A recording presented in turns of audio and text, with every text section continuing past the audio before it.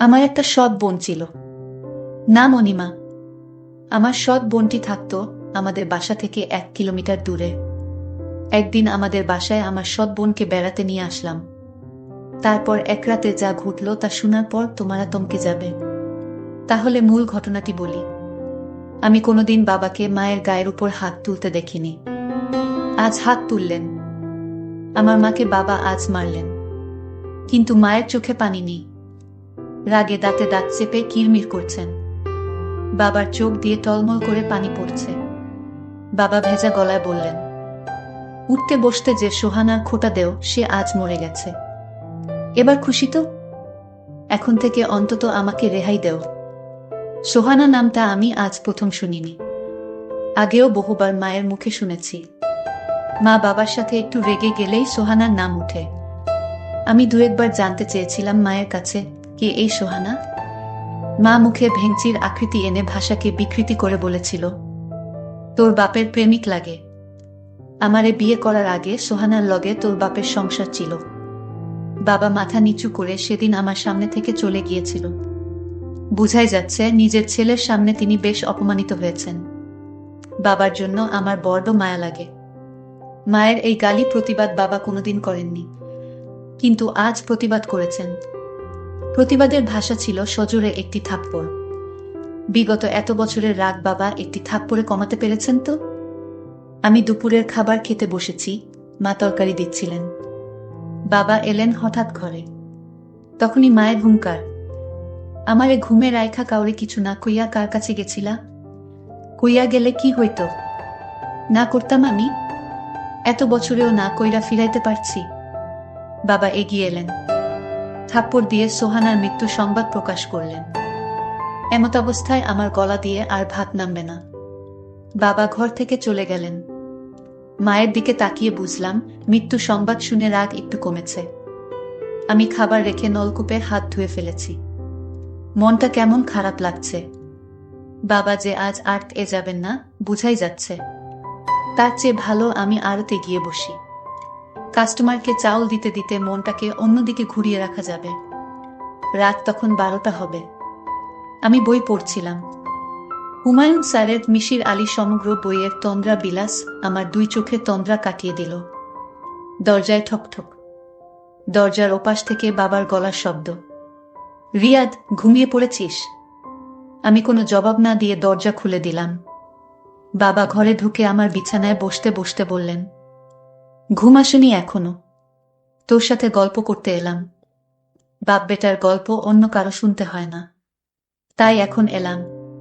তোর সমস্যা হবে না তো? আমি মুচকি হেসে বললাম, না বাবা, আমার আরো ভালো লাগছে যে তুমি এসেছো। আজ এই ঘরেই ঘুমাও। মায়ের ব্যবহারে মন খারাপ করে থেকো না। বাবা পা তুলে আয়েশ করে বসলেন।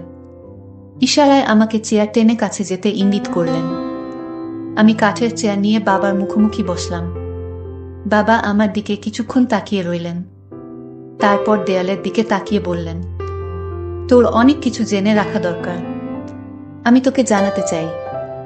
আগেও জানাতে চেয়েছি, সাহস হয়নি। ভেবেছি তোর মা যেমন অকথ্য ভাষায় কথা বলে হয়তো তোর জানা হয়ে যাবে, কিন্তু তুই জানিস না কিছুই। শুধু একটি নাম জানিস, সোহানা। তুই এই নামটি তোর মায়ের মুখে শুনেছিস। যতবার শুনেছিস আমি লজ্জা পেয়েছি, বলতে পারিনি কিছু। আজ বলবো। আমি গভীর মনোযোগ দিয়ে বাবার গল্প শুনছি। যে নাম নিয়ে মায়ের অকথ্য ভাষা, বাবার লজ্জা পাওয়া। অজানাকে জানতে অবশ্যই মনোযোগী হওয়া প্রয়োজন। বাবা একনাগারে গল্প বলছেন। লুকায়িত এক গল্প। তোর মায়ের মুখে সোহানা নাম শুনে হয়তো ভেবেছিলি আমার অন্য কারো সাথে কোনো সম্পর্ক আছে। সত্য হলো, সোহানার সাথে আমার কোনো সম্পর্ক নেই। সোহানা আমার বিয়ে করা প্রথম স্ত্রী ছিল। তোর দাদা দাদি পছন্দ করে বিয়ে করিয়েছেন, তোর দাদার বাড়ির কাছেই। আমরা যে এত বছর ধরে তোর দাদা দাদিকে রেখে শহরে থাকি তার একটি কারণ এই সোহানা। তোকে নিয়ে যে প্রতিবার তোর দাদার বাড়ি যেতাম আমি তোর সাথে সাথেই থাকতাম, যেন আমাদের গ্রামের কারো কাছ থেকে এই বিষয়ে কিছু শুনতে না হয়। তোর খারাপ লাগতে পারে শুনলে।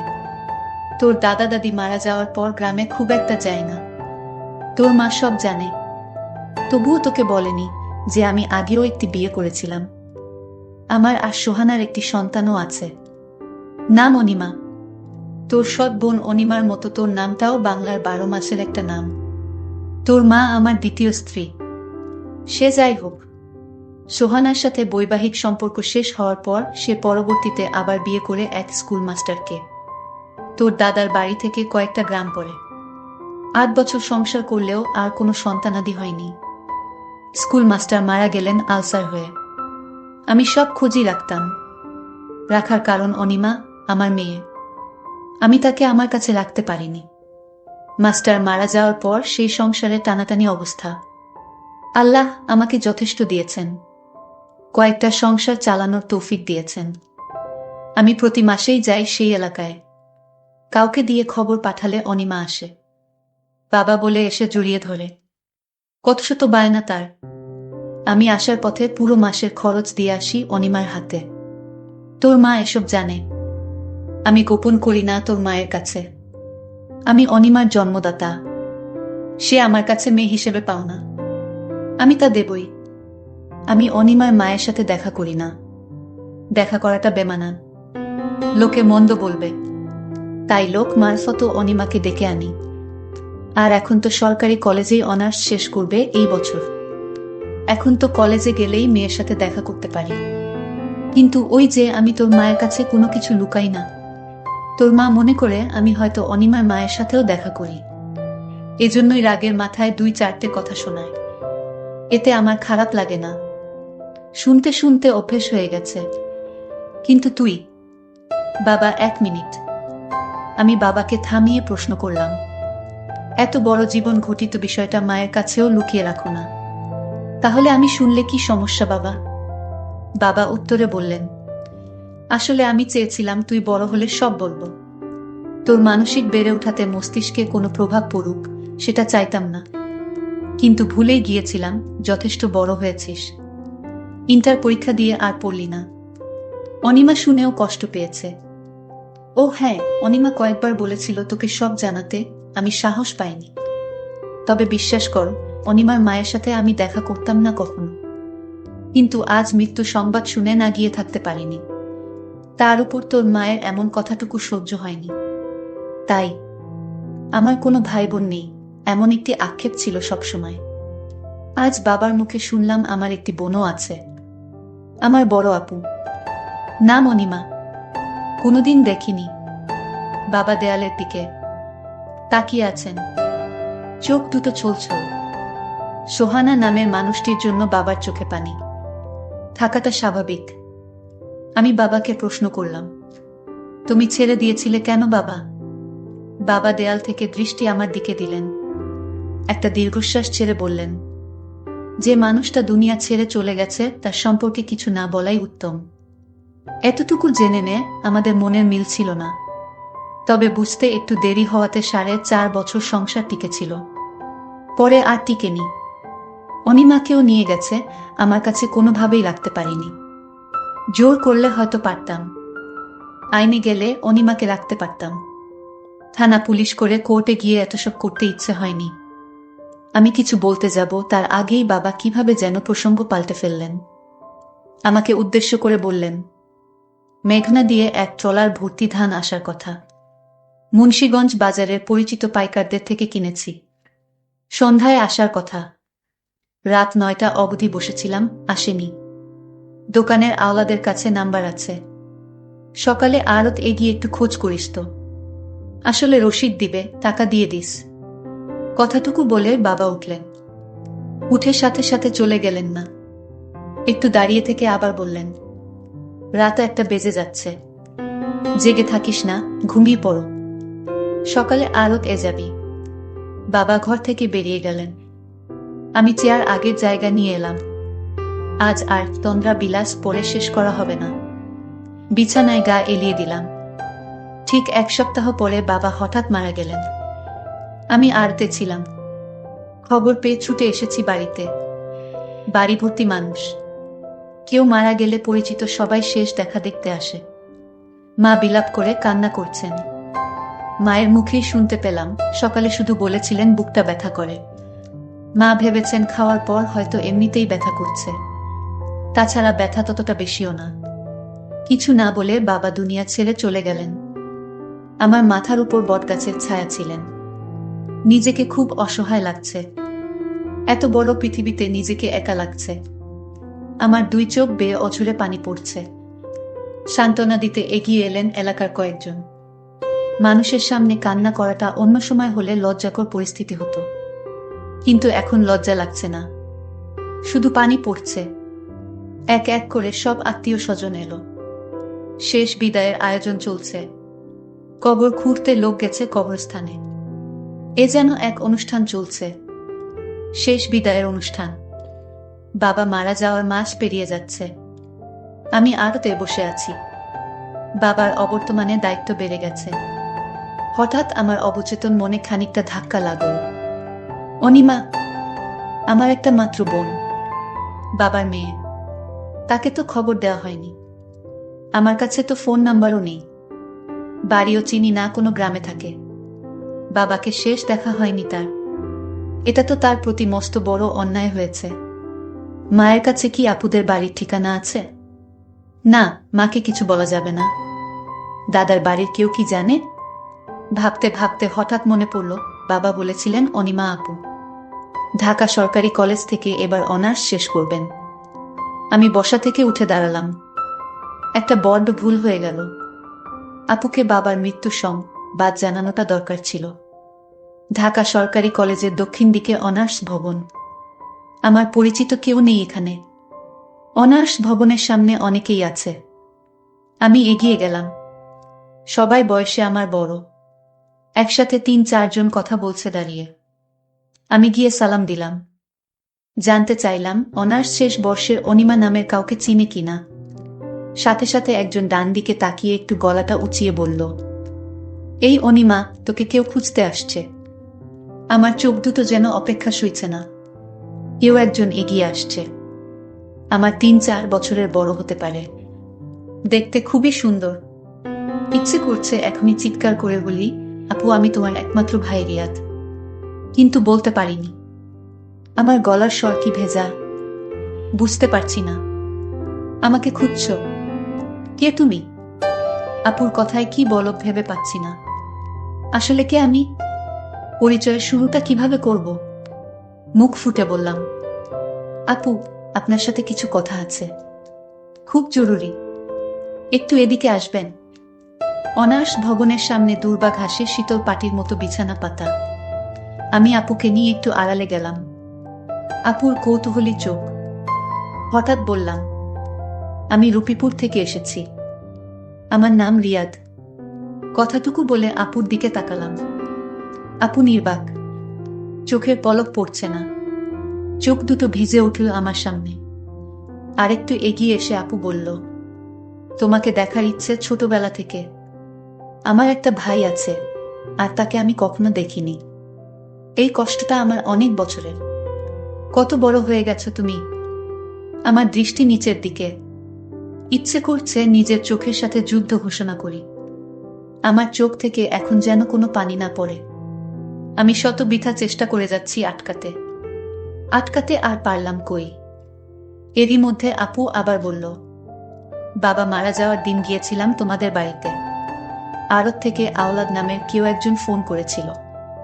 তোমাদের বাড়ির ঠিকানা নিয়ে গিয়েছিলাম। ২০ মিনিটের মতো ছিলাম। সবাই কান্না করছে। মানুষের ভিড়ে আমিও বাবার মুখখানি শেষবারের মতো দেখে নিয়েছি। দেখে কান্নাও করেছি। কিন্তু কেউ জানে না আমি কে। তোমাকেও খুঁজেছি। জিজ্ঞেস করিনি কারো কাছে। কে কবর খুঁড়তে গেল, কে বাজারে গেল। এসব বলার সময় শুনলাম তোমার নাম। কেউ একজন বলছে রিয়াদ কাপড় কিনতে গেছে। আমি আর সেখানে থাকিনি, চলে এসেছি। মাথা তুলে তাকাতে খুব ইচ্ছে করছে, কিন্তু চোখের পানি লুকাতে পারবো না। আপু আমার চোখের পানি মুছে দিচ্ছেন। বড় বোনের বুঝি এত মমতা থাকে, এত টান থাকে? আপু আমার চোখের পানি মুছে দিয়ে বললেন, তুমি ছোট হলেও এখন তোমার দায়িত্ব অনেক। মায়ের দিকে খেয়াল রেখো। আমি আড়ত থেকে আসার সময় ২০,০০০ টাকা নিয়ে এসেছি পকেটে ভরে। টাকাটা বের করে আপুর হাতে দিয়ে বললাম, আমি এখন আর ছোট নই আপু, অনেক বড় হয়েছি। মায়ের খেয়াল যেমন রাখতে পারবো, তেমনি আপুর জন্য এই ভাইটি আছে। আপু একটু চমকালেন বোধ হয়। তারপর টাকাটা আমার হাতে দিয়ে বললেন, আমি তোমার চেয়েও বড়, এখন আমার টাকা লাগবে না। মামার বাড়িতে থাকি এখন। আমি টাকা ফেরত না নিয়ে বললাম, টাকা নিতেই হবে। আপুর সব দায়িত্ব এখন থেকে তার ভাইয়ের। বাবা শুধু আমার একার নয়, তোমারও বাবা, তোমারও অধিকার আছে। আমাকে শুধু আপু ডাকতে দিও, বঞ্চিত করো না। অনার্স ভবনের সাক্ষী হচ্ছে দুই ভাই বোনের চোখ থেকে গড়িয়ে পড়া পানির। সামনে এগুচ্ছি। আড়তে যেতে হবে, আড়ত থেকে বাড়িতে। মা কয়েকদিন ধরে মনমরা থাকে। মায়ের কাছাকাছি থাকাটা দরকার, গল্প করা দরকার। সব দায়িত্ব এখন আমাকেই পালন করতে হবে। রিকশায় উঠে কিছু দূর এসে পেছন ফিরে দেখি আপু তখনও আমার চলে আসা দাঁড়িয়ে দেখছে, যেন ভাইকে বিদায় দিতে মন চাচ্ছে না। তার কিছুদিন পর আমি আপুকে বললাম, আপু তোমাকে আমাদের বাড়িতে নিয়ে যেতে আসলাম। কিছুদিন আমাদের বাড়িতে চলো, একটু ঘুরে ফিরে আসো, ভালো লাগবে তোমার আপু। আমি আর না করলাম না। আমি বললাম, আমি তোমাদের বাড়িতে গেলে তোমার আম্মা অর্থাৎ আমার সৎ মা আমাকে দেখে সহ্য করতে পারবে না। আরে না আপু, কিছু হবে না, তুমি এসব কথা বাদ দিয়ে চলো আমার সাথে। আমিও ভাইয়ের কথায় মায়ের টানে আমি চলে গেলাম তাদের বাসায়। আমাকে আমার সৎ মা দেখেই মুখটা কেমন যেন আন্ধার করে ফেলল। আমি এতে কিছুই মনে করলাম না। এটা আমি স্বাভাবিকভাবেই নিলাম ব্যাপারটা। বাবা মারা যাওয়ায় মায়ের কষ্টটা অনেক বেড়ে গেল। আপু, আমি তোমাকে এখন থেকে কষ্ট করতে দিব না। যা প্রয়োজন তুমি আমার কাছে চাইবে, আমি দিব। কারণ আমার একটা মমতাময়ী বোন আছে, আমি তা জানতাম না। আমার বাবা মৃত্যুর কিছুদিন আগে আমার সাথে বলেছে তোমার কথা, তাই আমি জানতে পারলাম যে আমার একটা বোন আছে। আজ আমি অনেক খুশি এমন একটা বোন পেয়ে। আমার মা আমার সাথে বলতো তোর কোনো ভাই বোন নেই, কিন্তু বাবা আমাকে মৃত্যুর আগে বলে গেল। বাবা এতটা দায়িত্বশীল ছিল যে আমাকে কোনোদিন কষ্ট কি জিনিস বুঝতে দেয়নি। জানো আপু, আমার মা আমার বাবাকে প্রতিদিন কটু কথা বলতো। এর একটাই কারণ, বাবা তোমার সাথে দেখা করত, তাই এটা বাবা আমায় বলে গেছে। বাবা কোনোদিন মায়ের কথায় রাগ করেনি। এসব গল্প করতেছিলাম, হঠাৎ মায়ের ডাক পড়ল, কিরে তোরা খাইতে আয়। আমার টেবিলে গিয়ে বসে দুপুরের খাবার শেষ করলাম। তারপর আমার রুমে আমার শ্রদ্ধেয় বড় বোনকে নিয়ে সুখ দুঃখের গল্প করছিলাম অনেকক্ষণ ধরে। আমার মা চাইতো না আমি আমার বোনের সাথে গল্প করি, বোনকে লেখাপড়া করার জন্য সাহায্য করি। আমার মা আমাদের দুজনেকে গল্প করতে দেখে।